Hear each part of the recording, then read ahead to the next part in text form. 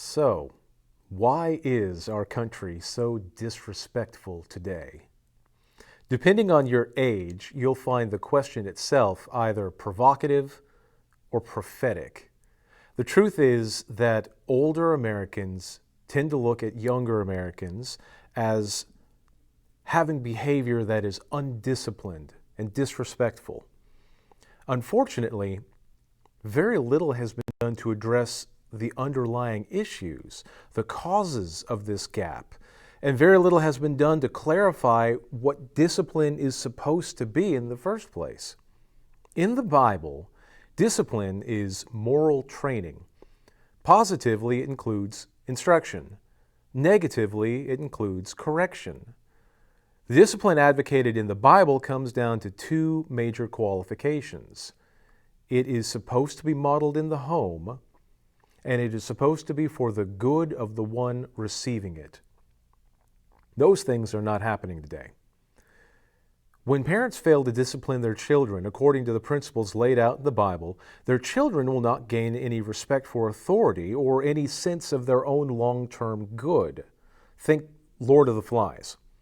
And when authority figures fail to use biblical principles for discipline, namely the characteristics of patience, love, edification, respect, genuinely desiring the best for the person being disciplined, then discipline itself becomes seen as a tool of oppression and maintaining the status quo.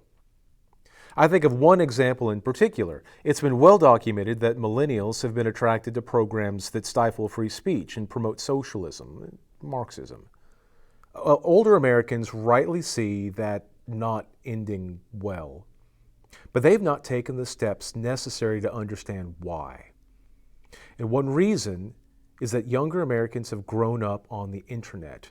And more than 90% of all internet users believe that the internet enables harassment and bullying. We see it on social media. We see it in comment sections. We're supposed to learn correction by speaking and acting, and when our words and deeds don't line up with acceptable norms, someone corrects us. But today, everyone has set their own norms, and they attack people who speak and act outside of them.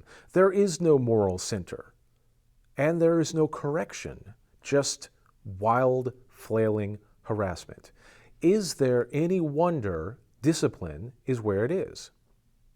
But the solution is not griping and yelling and complaining. The only solution we have is to learn and model biblical discipline in our own lives.